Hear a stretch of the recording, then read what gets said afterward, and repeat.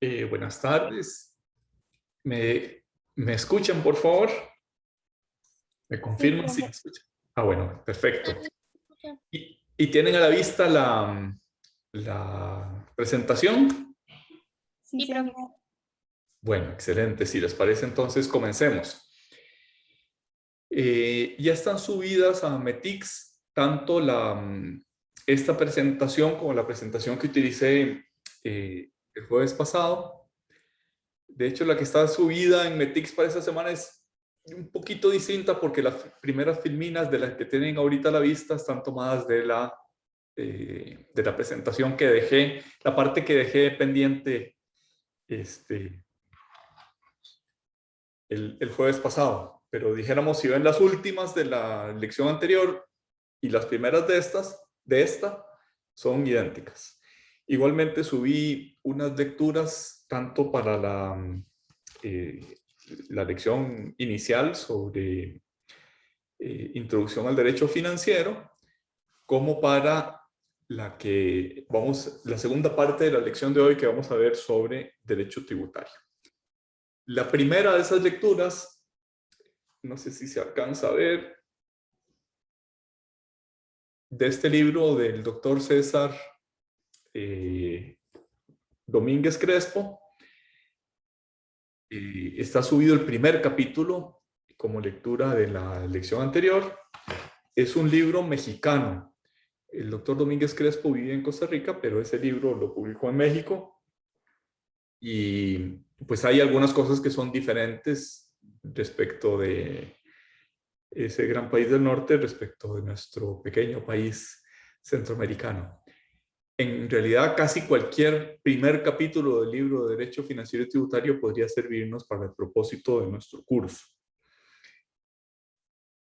En la segunda parte, en la segunda lectura, que está en la semana que estamos iniciando el día de hoy, la lectura es del doctor Adrián Torrealba y es una lectura un poquito más larga sobre introducción al derecho tributario. Recuerden que nuestro esquema básico que hay que tener presente a lo largo de todo el curso es que hay dos pulmones, el pulmón de los ingresos y el pulmón de los gastos. El pulmón de los ingresos suele llamarse derecho presupuestario y el pulmón de los gastos, estoy diciendo al revés, perdón. El de los ingresos es mayormente derecho tributario. Los tributos son la mayor parte, la principal fuente de los ingresos. Y por el lado de los gastos, derecho presupuestario. Ese esquemita hay que intentar tenerlo en la cabeza permanentemente, todo el tiempo.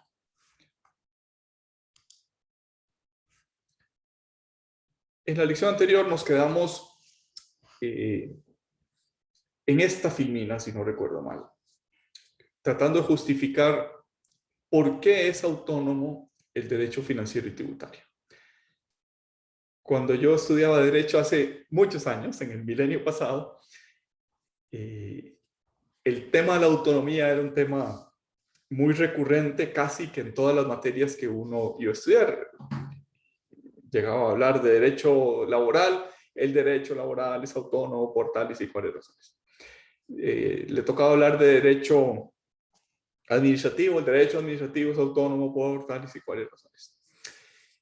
Y ese mismo esquema, autonomía, me parece que puede resumirse en tres clases. Una autonomía respecto de los fines, el derecho financiero y tributario persigue unos fines diferentes del derecho civil, del derecho laboral, incluso del derecho administrativo. Tiene fines propios, tiene una autonomía conceptual que, digamos, se refiere a distintas cosas. Una primera cosa a la que se refiere es que tiene institutos propios. El presupuesto, por ejemplo, es un instituto propio del derecho financiero que no está en otras ramas del derecho. También tiene métodos y principios de interpretación propios. Si leen el Código de Normas y Procedimientos Tributarios, verán en el artículo 8 y en el artículo 12 un método de interpretación que se llama según la realidad económica.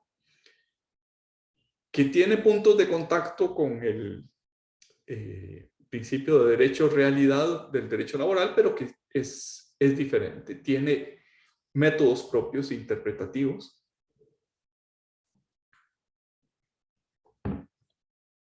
Y finalmente que tiene formas de aplicar, y con aplicar me refiero principalmente a instituciones procesales propias del derecho financiero y tributario. Por ejemplo, el Instituto de la Consulta Tributaria es un instituto, una institución procesal que no tiene parangón, que no tiene ejemplos en otras ramas del derecho. Todo esto, la autonomía de conceptos y la autonomía de fines perseguidos a veces se encuadra como una autonomía estructural, es decir, el derecho financiero y tributario tiene una estructura propia, se sostiene por sí mismo. No quiere decir que no tenga relaciones con otras ramas del derecho, por supuesto que las tiene. Ninguna rama del derecho es completamente autónoma en el sentido de que no tenga relaciones. Todo lo contrario. Cuando el derecho tributario, por ejemplo, establece un impuesto sobre el salario, tiene relaciones con el instituto, la institución, el concepto de salario definido por el derecho laboral. Pero eso no quiere decir que no tenga autonomía estructural. El que tenga relaciones, el que tenga puntos de contacto con otras ramas del derecho, no quiere decir que carezca de estructura. Más bien, la estructura se refiere a que las instituciones propias del derecho financiero y tributario responden a unos mismos principios y se apoyan unas a otras.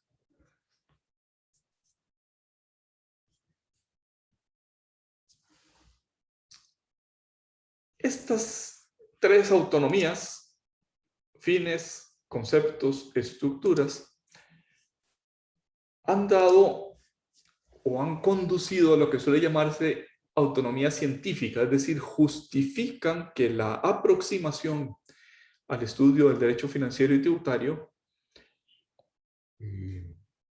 sistemático, científico, metódico, ordenado, tenga un grado de autonomía respecto de otras ciencias. Y aquí es importante decir que la misma materia hacendaria puede ser objeto de diferentes ciencias.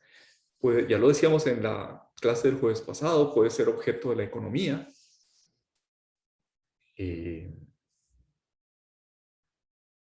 puede ser objeto de la sociología, puede ser objeto de la política.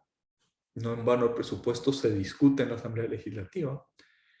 Puede ser objeto del derecho cuando se acomete desde las regulaciones constitucionales y legales que norman la actividad financiera del Estado. En este curso no vamos a hablar de economía, o vamos a hablar muy someramente de economía, porque ese no es mi campo, ni de sociología, ni de política, porque estamos en una facultad de derecho. Y nos interesa estudiar la actividad financiera del Estado desde el punto de vista jurídico, desde el punto de vista de la normativa, de la interpretación, de la jurisprudencia, de la doctrina jurídica.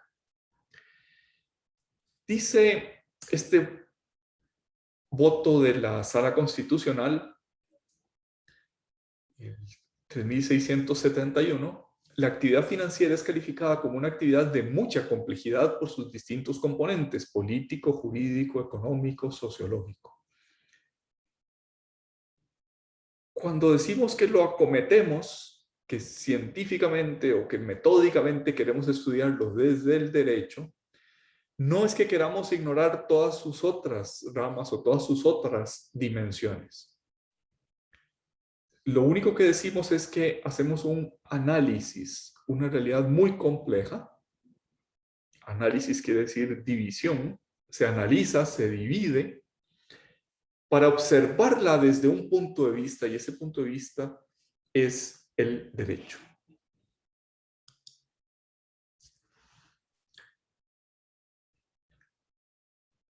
Esta pregunta es una pregunta típica de los manuales de derecho financiero y tributario.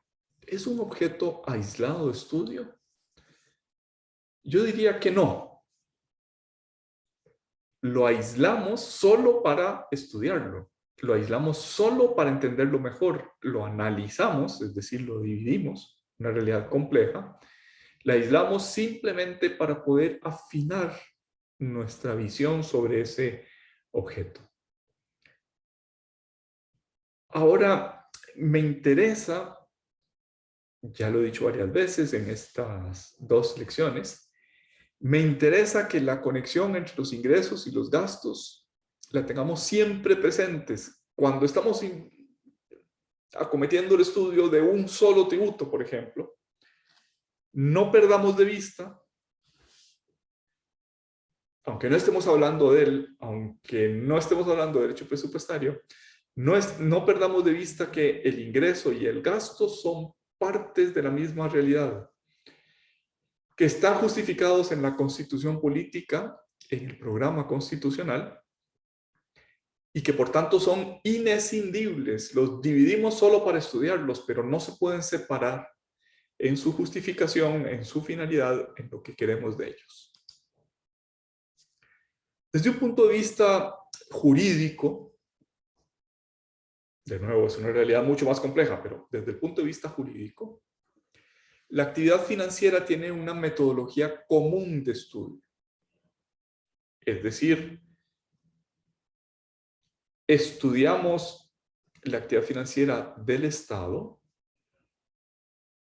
nacional, o de los estados subnacionales en los países que tienen una estructura federativa, o de las provincias, como en Argentina, o del poder local, como en las municipalidades, con una metodología común. Los institutos para esos 2 grados o 3, según disponga la respectiva constitución de distribución de poder territorial, son comunes. La metodología es la misma. Utilizamos la misma metodología para investigar, para comprender los ingresos y gastos, el ciclo de la hacienda pública del Estado, que el ciclo de la hacienda pública de una municipalidad.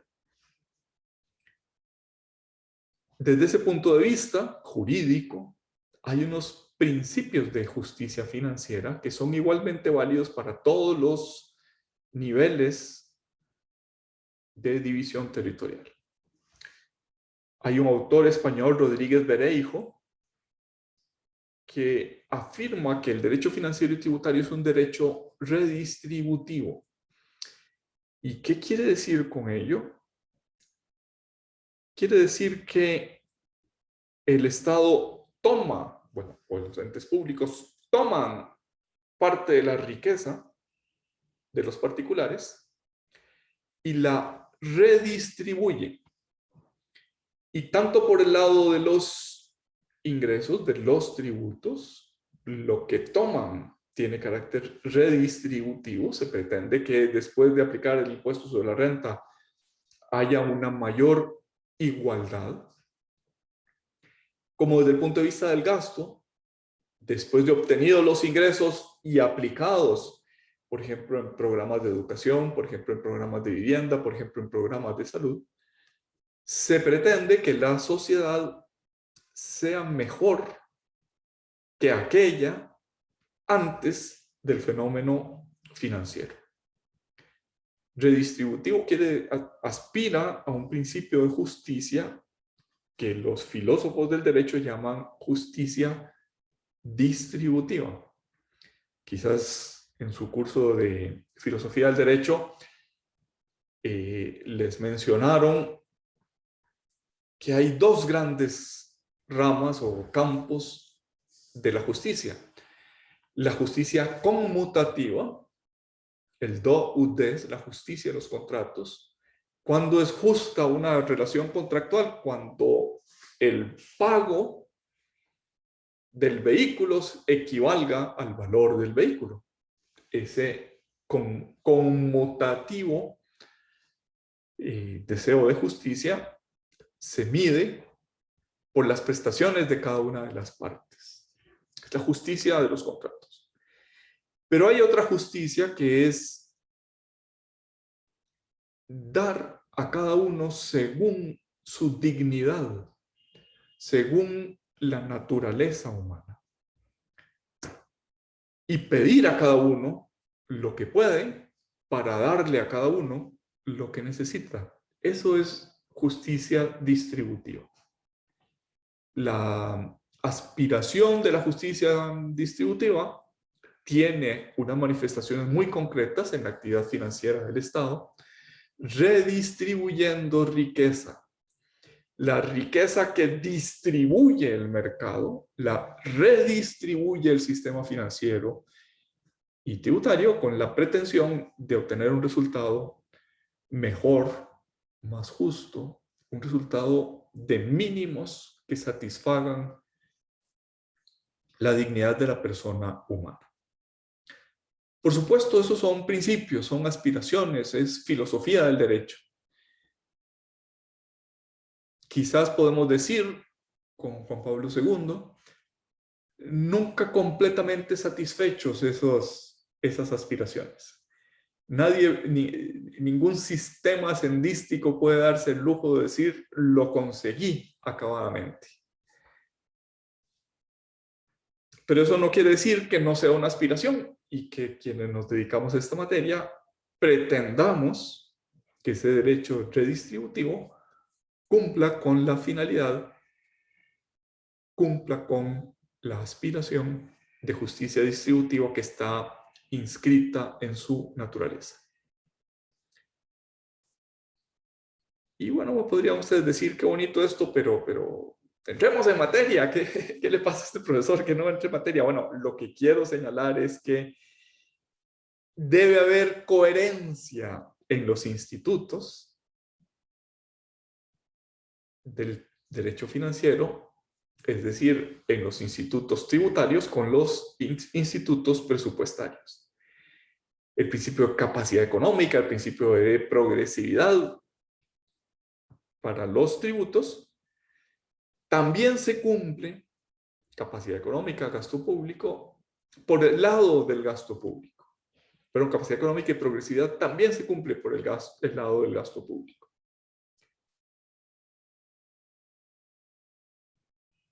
Ahora, no cabe pensar que la Constitución, las grandes aspiraciones, los grandes principios rectores de esta materia dan acabado cumplimiento al problema hacendístico, porque existe un problema de decisión política, existe un elemento propio del programa político, no del programa constitucional, que se manifiesta en el presupuesto. Por eso es que los presupuestos son aprobados por el órgano político por excelencia, a saber, la Asamblea Legislativa. De tal manera que en un presupuesto se puede poner, bueno, pues en estos momentos necesitamos más infraestructura, hay que dedicar recursos a la infraestructura. O no, hay que recoger recursos de la infraestructura y dedicarlos a temas de salud, por ejemplo, en este momento con la pandemia.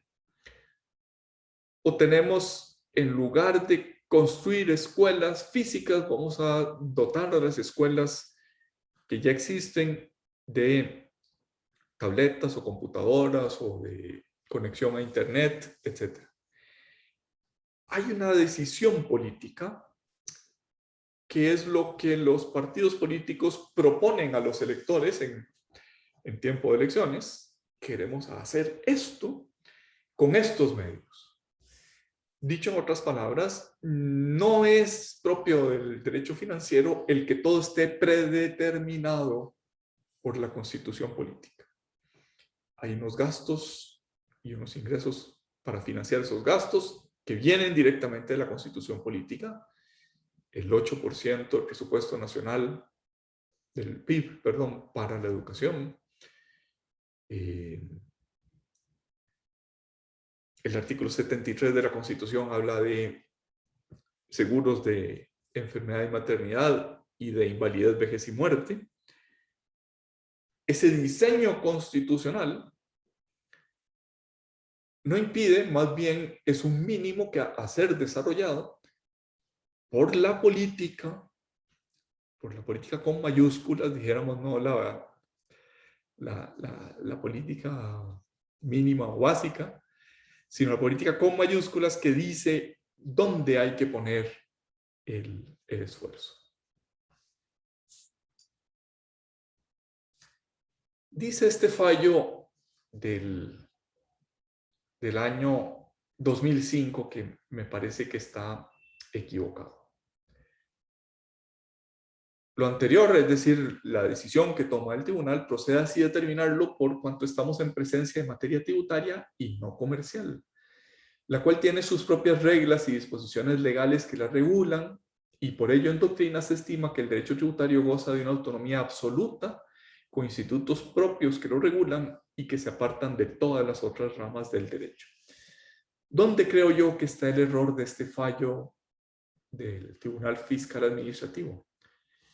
En esta palabrita absoluta, la autonomía de los institutos financieros y tributarios es relativa, nunca es completa.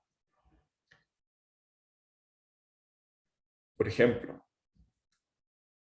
el derecho mercantil regula los dividendos. La autonomía del derecho tributario no puede ser tal que para gravar los dividendos se abstraiga completamente de las definiciones del derecho mercantil. Puede hacerlo si lo hace de manera explícita. Puede decir el pago de intereses, esto lo dice el artículo 8, inciso D de la Ley del Impuesto sobre la Renta, léanlo cuando tengan un momento. El pago de intereses a los socios de una sociedad de responsabilidad limitada se entiende que es un dividendo. Puede recalificar los intereses como dividendos para los efectos de su tratamiento tributario. Lo puede hacer. Su autonomía llega hasta ese campo. Pero es bastante raro que ello suceda. Lo normal es que diga la ley tributaria, se graban los dividendos. ¿Cuáles dividendos? Los que regula el derecho mercantil, más este otro añadido del artículo 8, inciso D, de la Ley del Impuesto sobre la Renta. ¿Con esto qué quiero decir? Que opino, José María Oriamuno opina, que la autonomía no es absoluta. No es un enano de otro cuento que no tiene nada que ver con otras ramas del derecho. Tiene autonomía, tiene institutos propios, pero no se apartan de manera necesaria de los institutos de otras ramas del derecho. ¿Está claro este punto o quieren que regresemos sobre él?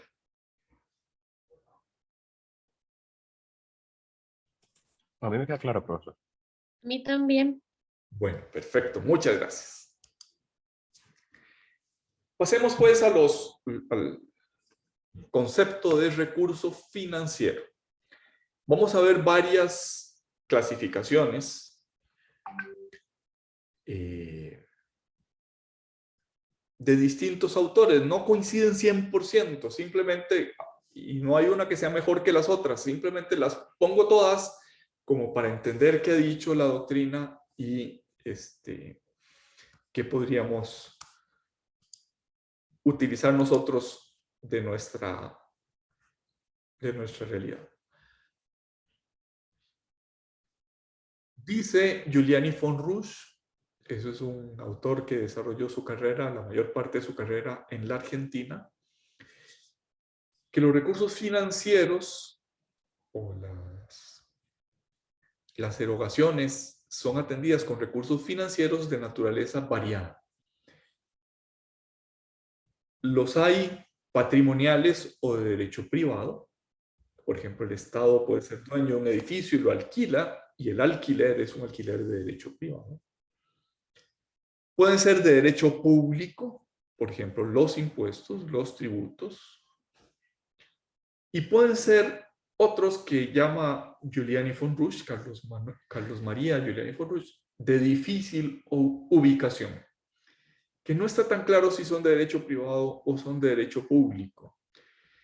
Y esto podría suceder, por ejemplo, con un cuadro muy valioso, que es propiedad privada, pero que es patrimonio estatal, y que el Estado cobra la entrada al museo para ver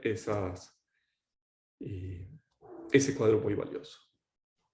¿Es de derecho público o es de derecho privado? Pues me parece que sí es patrimonial, pero que el régimen finalmente se convierte en inalienable, no puede salir de la propiedad del Estado y por tanto no es estrictamente de derecho privado, sino que es de derecho público. Con este esquema, dice Giuliani von Rusch, los ingresos que obtiene el Estado preferentemente en dinero para la atención de las erogaciones determinadas por las exigencias administrativas o de índole económico-social. Eso es el recurso financiero para este autor. Dice preferentemente, no exclusivamente en dinero. Esa preferencia, habría que decir, en tiempos recientes se ha ido convirtiendo casi en unánime. Los ingresos no dinerarios son realmente escasos. Son más bien la excepción a la norma. Por ejemplo, en Costa Rica, el Código de Minería establecía, ya no lo establece, que una parte de la explotación minera debería entregársele, o sea, del material sacado de la mina, se le debería entregar en especie a la municipalidad del lugar. Si yo tengo una mina de plata, debería entregarle un porcentaje de la plata que saco de esa mina a la municipalidad del lugar. Eso era un ingreso.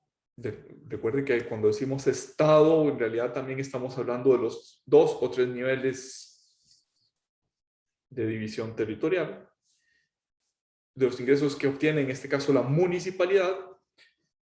Son preferentemente en dinero, pero antiguamente, hasta no hace mucho, podía obtener también ingresos en especie. En algunos lugares, por ejemplo en el condado de Dade, en el estado de la Florida, en Estados Unidos, se permite que el pago de los impuestos se haga, una parte de ese pago de los impuestos se haga mediante trabajo personal. Esto es, si yo debo 100, parte de mi deuda tributaria la puedo satisfacer trabajando en el ornato de los parques o haciendo servicio social en una institución del condado de Dade, en un orfelinato, atendiendo ancianos, o en fin, una institución de ese condado de Dade. Pero noten que son excepciones bastante excepcionales. Tenemos que rebuscarlas en Costa Rica, en un código que esa norma ya no está vigente, y en los ejemplos comparativos internacionales, pues en del condado de Dade, que les parecerá que es súper rebuscado, y en efecto lo es, porque mayoritariamente o muy mayoritariamente los ingresos se obtienen no en especie, sino pecuniariamente. Otra clasificación: recursos originarios o inmediatos y recursos derivados o mediatos. Los originarios o inmediatos provienen del patrimonio del Estado, y los derivados o mediatos derivan de la economía privada. Es una extracción, una exacción de recursos que el ente público obtiene de la propiedad privada. Una típica crítica a esta clasificación, me parece que es de Ingrosso, es que los arrendamientos son de derecho privado, pero pueden serlo del patrimonio estatal. Otro intento de clasificación: recursos ordinarios y recursos extraordinarios. La crítica es que esta clasificación está tomada del derecho presupuestario.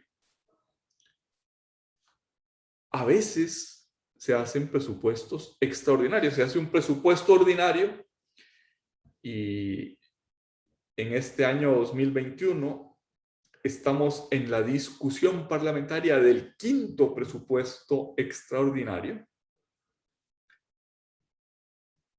De tal manera que eso que aplica bastante bien para los gastos, para el derecho presupuestario, no suele aplicar tan bien para el lado de los ingresos. Los que defienden la clasificación dicen los empréstitos, los préstamos con cierto grado de regulación pública, son extraordinarios. Y los que critican esa posición dicen, bueno, pues eso era así en el Estado liberal a principios del siglo XIX, pero a principios del siglo XXI, perdón, a principios del siglo XX era así, pero a principios del siglo XXI, los empréstitos son muy habituales, son muy normales, no puede decirse que sean extraordinarios. Aproximadamente la mitad del presupuesto costarricense es deuda. Por tanto, no puede decirse que esos recursos sean extraordinarios, son recursos ordinarios. Según Gustavo Ingrosso, el título jurídico en virtud del cual son adquiridos algunos recursos es lo que determina que estemos frente a ingresos patrimoniales de derecho privado o frente a ingresos de derecho público. En los primeros recursos patrimoniales de derecho privado, hablamos del dominio patrimonial del ente público, pero el que es disponible, no el indisponible, no los recursos inalienables del Estado. Ejemplo de lo que quiero decir: el Estado es dueño de una franja costera y es dueño de una franja en las fronteras. Y en la frontera podría alquilar una parte de ese dominio público inalienable. Lo podría alquilar, por ejemplo, para que haya un restaurante que atienda a las personas que esperan en la frontera. Ese no es un dominio patrimonial disponible, es un dominio patrimonial indisponible. No puede salir del dominio público estatal. Pero es posible que haya, y de hecho sucede que lo hay, otro dominio patrimonial que sí es disponible. Por ejemplo, en Costa Rica el Estado tiene tierras adquiridas por distintas razones. Algunas de ellas para que el Instituto de Desarrollo Rural pueda entregarlas en arrendamiento a campesinos que quieran cultivar esas tierras.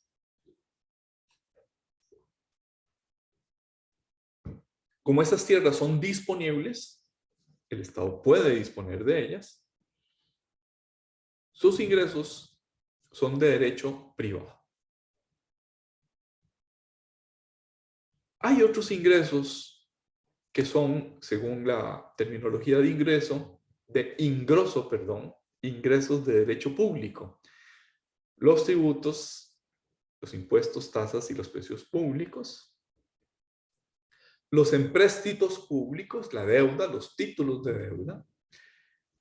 Y aquí podríamos decir, son regulados por el derecho público, pero hay de dos naturaleza. Los empréstitos forzosos, por ejemplo, en tiempo de guerra.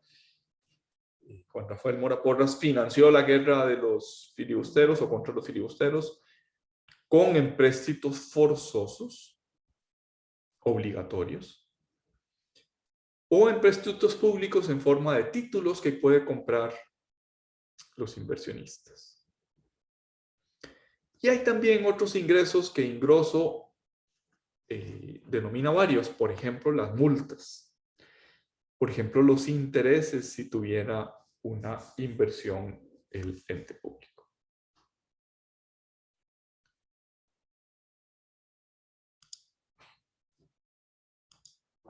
Caramba, se me pasa la... Ok.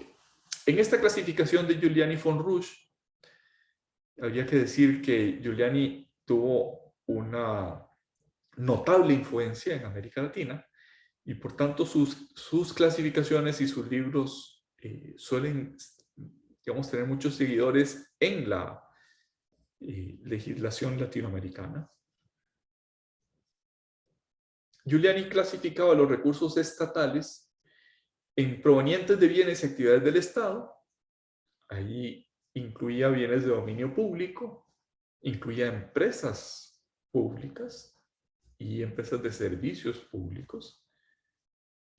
Por ejemplo, Recope es una empresa pública, por tanto los ingresos de Recope son ingresos del Estado. En segundo lugar, hablaba de recursos provenientes del ejercicio de poderes inherentes a la soberanía o poder de imperio. Ahí están los tributos. Ahí incluía dentro de los tributos los impuestos, las tasas y las contribuciones especiales. En segundo lugar, las sanciones fiscales, las multas. Y por último, hablaba del crédito público y moneda. Cuando se emite moneda, eso es susceptible de generar ingresos para el Estado. Esta última parte, la emisión de moneda, ya no se considera desde que Giuliani escribió estos temas en años finales del siglo XX, ya no se considera una fuente legítima de ingresos porque produce inflación y se considera que la inflación es muy perjudicial. Quería llamar la atención que Ingrosso menciona dentro de tributos impuestos, tasas, precios públicos. Giuliani dentro de tributos, impuestos, tasas, contribuciones especiales. Si ustedes leen los artículos iniciales del Código de Normas y Procedimientos Tributarios, 4 y 5, verán que nuestro Código Tributario sigue esta clasificación de impuestos, tasas, impuestos, tasas y contribuciones especiales.